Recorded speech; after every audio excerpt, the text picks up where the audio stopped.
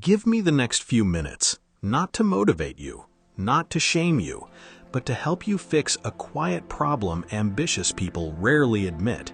You may not need smaller dreams. You may need a better price limit for the dreams you already have.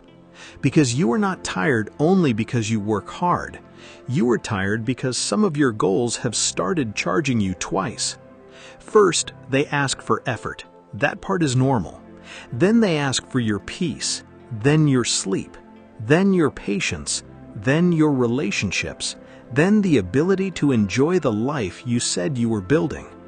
And because the outside looks successful, nobody notices the cost.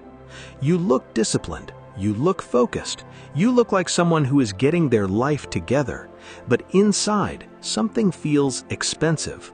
You cannot rest without guilt. You cannot win without immediately raising the target. You cannot slow down without feeling like you're falling behind. And maybe the scariest part is this: your ambition is still working. You are still moving. You are still improving. You are still getting things done. But the better your life looks from the outside, the harder it becomes to admit that something inside you does not feel free.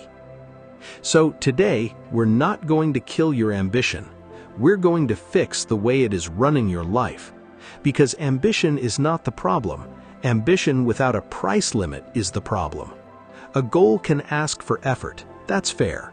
A goal can ask for courage. That's fair. A goal can ask you to be uncomfortable, consistent, visible, and more responsible than you were before. That's also fair. But when a goal starts asking for your peace, your health, your closest relationships, your identity, and the ability to enjoy being alive right now, you have to pause and ask one question. Is this still building me, or is it slowly consuming me? So do this with me. Pick one goal you're chasing right now, not 10. 1. The business, the promotion, the channel, the exam, the body, the money target, the career move, the life you keep telling yourself will finally make you feel safe. Keep that goal in your mind. For the rest of this video, we're going to run it through something I call the ambition receipt. Because every goal gives you something, but every goal also takes something. And most people only look at what they want to receive. They never look honestly at what they are unconsciously paying. So start at 0. I'm going to give you 7 signs. Every time one feels true, add 1 point. Don't type the number in the comments. Don't judge it.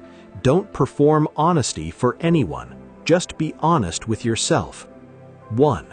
You feel guilty when you rest, even after you've worked hard. 2. You achieve something meaningful, but the relief disappears almost immediately. 3.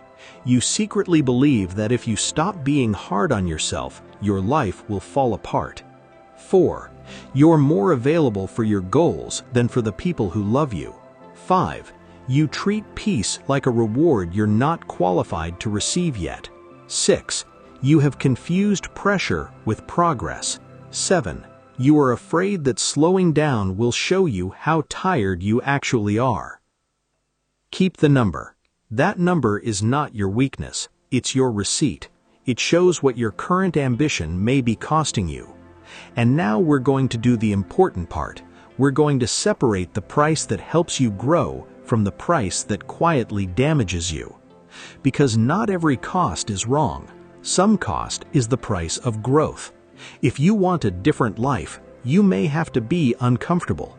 You may have to send the imperfect thing. You may have to ask for the opportunity. You may have to be seen trying before you're excellent. You may have to practice when nobody is clapping. You may have to say no to an easier version of yourself. That is not damage. That is growth. But damage is different. Effort is necessary. Self-hatred is not. Focus is necessary. Isolation is not. Sacrifice is sometimes necessary. Disappearing from your own life is not. Discomfort is necessary. Constant panic is not. Discipline is useful. Treating yourself like an enemy is not. That is the line we are going to draw. Not say you become less ambitious, so your ambition stops taking more than it needs. The first place ambition overcharges you is peace. Not peace as doing nothing, not peace as having no goals. Peace as the ability to sit in your own life without feeling like you are failing. For many ambitious people, stillness does not feel calm, it feels suspicious. A free evening feels like wasted potential. A slow Sunday feels like falling behind. You sit down to watch something, eat something, walk somewhere, or call someone, and a voice appears in the background. Shouldn't you be doing more? Shouldn't you be building something? Shouldn't you be catching up? Shouldn't you use this time better? That voice can sound like discipline, but sometimes it is just fear wearing a productivity mask. Real discipline can work hard and then stop. Fear-based ambition does not know how to stop. It keeps scanning for threats. It keeps comparing. It keeps asking whether you are falling behind someone's life you only see in public. And the world often rewards this. People praise your output. They admire your consistency. They call you driven. They say they wish you had your focus. But they do not see the private cost. They do not see that you can't enjoy a meal without checking one more thing. They do not see your body sitting with people while your mind is already negotiating with tomorrow. They do not see that even rest has become another task you are trying to perform correctly. That is when ambition has overcharged you. When rest stops restoring you because you are using it to prepare for more pressure. So here's the first fix. Do not put peace after the plan. Put peace inside the plan. Do not say, I will rest when the work is done. Ambitious work is rarely done. Say, I protect one honest stop point because my ambition works better when I am not emotionally bankrupt. Close the laptop at a real time. Leave the phone outside the bedroom. Protect one evening that ambition is not allowed to touch. Not because you are lazy, because a life with no recovery is not a life of discipline. It is a life of debt. And eventually, the bill arrives. Now listen carefully. This is not a video telling you to want less. It is a video about wanting more without letting the chase take the parts of your life that make success worth having. Because the point of ambition is not to build a life you are too exhausted to live. The second price is presence. Ambition does not always remove people from your life suddenly. Sometimes it simply changes how you are with them. You still reply, you still show up, you still sit at the table, but you're not fully there. A friend is telling you something important, and part of your mind is calculating what you still need to finish. Someone asks how you are, and you give the efficient answer. Good, busy, a lot going on.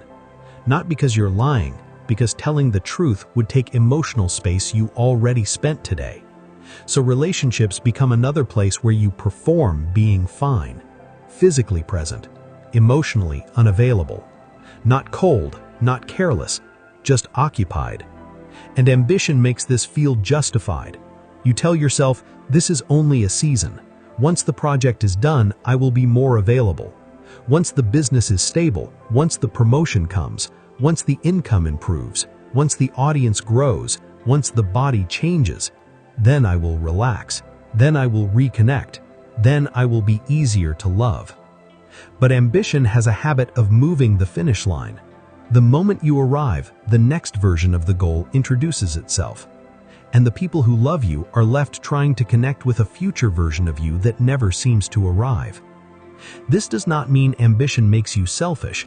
It means ambition can become so loud that everything quiet starts to feel optional. A slow conversation, a walk without your phone, dinner without checking the screen, a day where nothing impressive happens but something human is restored. These things do not always look productive, but they are often the exact things that keep success from becoming empty. So here's the second fix. Do not try to become available to everyone all the time. That's not realistic. Protect one human moment every day. one walk without turning it into self-improvement, one dinner without the screen, one message that is not delayed until you become less busy. Because the people you love are not interruptions to your real life. They are part of the real life you are trying to build. The third price is joy. This one is hard to admit because ambitious people often get what they wanted. They don't always lose. Sometimes they win. They complete the project, they launch the thing, they select the client, they sign the message they were hoping for. They finally hit the number. And for a few minutes there's relief, maybe even excitement. Then almost immediately the mind moves. What's next? How do I protect this? How do I make it bigger? Why did that person do it faster? Why am I not further ahead? And suddenly the achievement is not a celebration. It becomes permission for the next demand to begin. This is how success becomes rent. You do not own it. You keep paying for permission to feel valuable again and again and again. That is why some ambitious people do not actually enjoy achievement. They use achievement to temporarily silence the fear that they are not enough. But fear is a terrible foundation to build from, because fear is never satisfied for long. It always needs new evidence, a bigger number, a better title, a cleaner body, a more successful circle, more proof, more movement, more pressure. And the more you achieve from fear, the more afraid you become of losing the identity that achievement gave you. So now you are not only chasing success, you are defending yourself from becoming ordinary again. Here's the third fix. Give the win one full day. Not forever, one day. Do not let the next goal steal the current win immediately. Let your system learn that success is not only a checkpoint before more pressure. Celebrate without making it content. Tell one person, take the meal, take the walk, close the laptop. Let the result land before you raise the target. This may sound simple, but to a person addicted to pressure, enjoying a win can feel strangely unsafe. That's exactly why you need to practice it. The fourth price is self-trust. When ambition is healthy, it helps you trust yourself more. You set a goal, you take action, you keep a promise, you learn that you can move. That is powerful. But when ambition is built on fear, you stop trusting wisdom and start trusting pressure. You don't ask, what is the right pace? You ask, how much can I force? You don't ask, what kind of life am I building? You ask, how do I avoid falling behind? You don't ask, what would make this sustainable? You ask, what would make me look serious? Slowly, every slow day becomes evidence that you are failing. Every missed workout becomes proof that you are weak.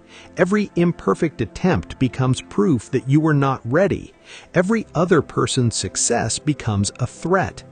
And because your inner voice is always prosecuting you, you start believing you need that harshness to survive. This is one of the most dangerous beliefs ambitious people carry. If I stop being hard on myself, I'll fall apart. But maybe that's not true. Maybe you are not successful because you attack yourself well. Maybe you are successful because a capable part of you keeps trying even under terrible management. The harshness was never the engine. It was the noise around the engine. And if you confuse the two, you will spend years protecting the exact thing that is exhausting you. So here's the fourth fix. Start speaking to yourself like someone you still need to work with tomorrow, because you do.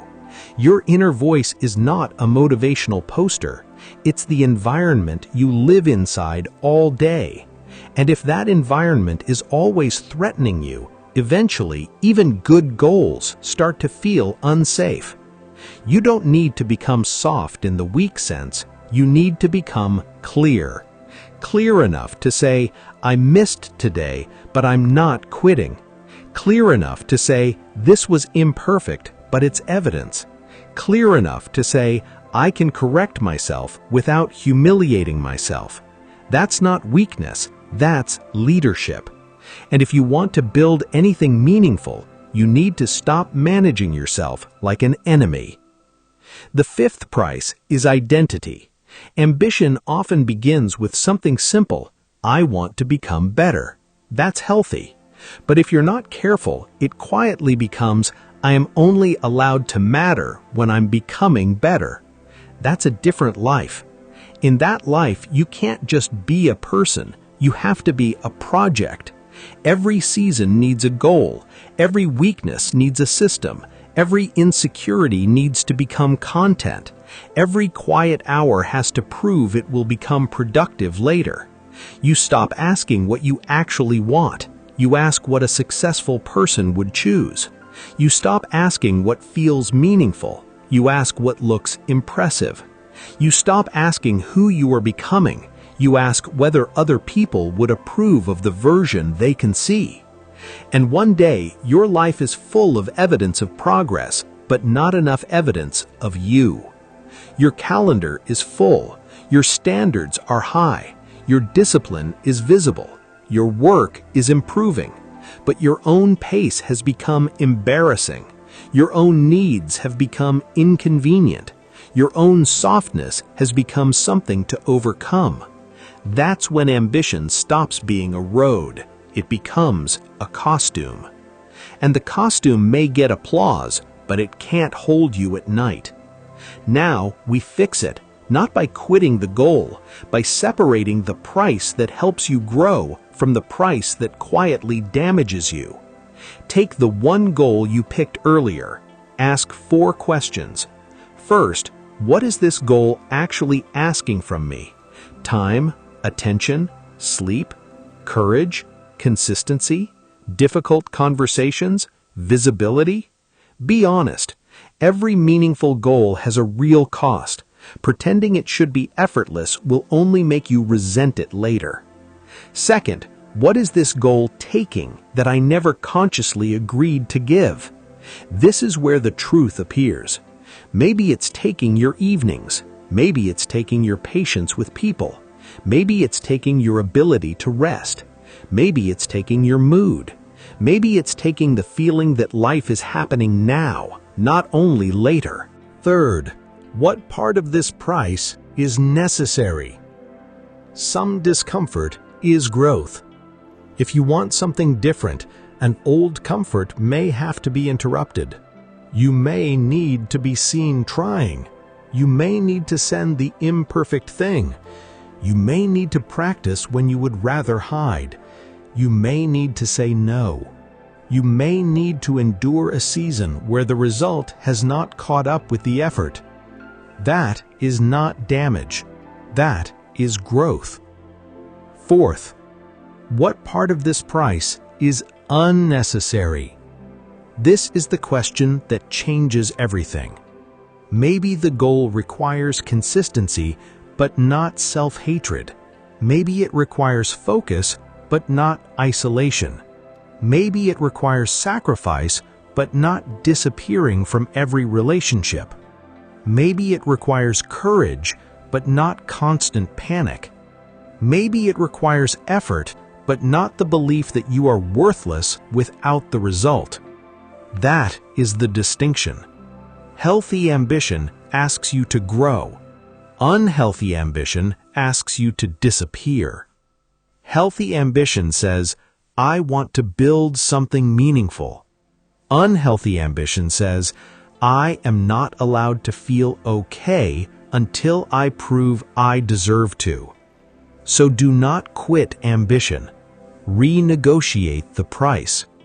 Put a price limit on the dream. Say, I will work hard for this, but I will not pay it with my sleep. I will build this, but I will not pay it with every relationship. I will improve, but I will not pay it with self-hatred. I will chase success, but I will not pay it with the ability to enjoy my life. And then make the price limit practical, not dramatic, practical. Close the laptop at a real time. Leave the phone outside the bedroom. Protect one evening where your only job is to be human. Celebrate the win before choosing the next target. Call the person you keep postponing. Take the walk without turning it into content, tracking, optimization, or proof. Submit the imperfect work instead of polishing it forever to avoid being judged. This is how ambition becomes healthier. Not when you stop wanting more, when you stop sacrificing everything that makes more worth having.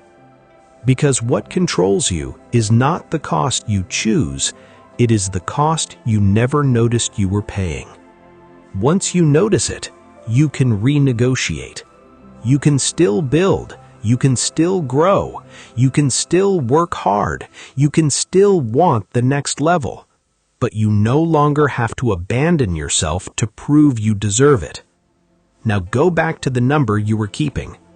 If your score was 0, 1, or 2, your ambition may simply need regular maintenance. Keep checking the receipt before the total becomes invisible.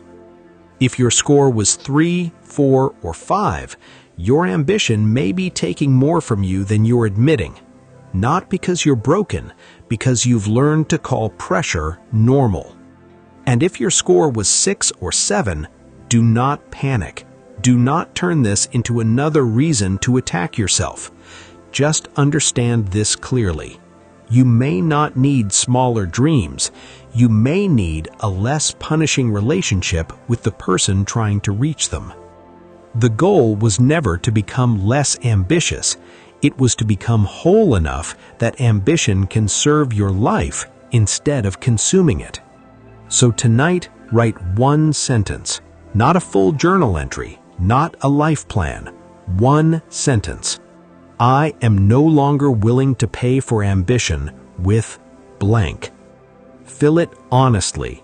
My peace, my sleep, my health, my closest relationships, my ability to enjoy a win, my Sundays, my kindness, my identity.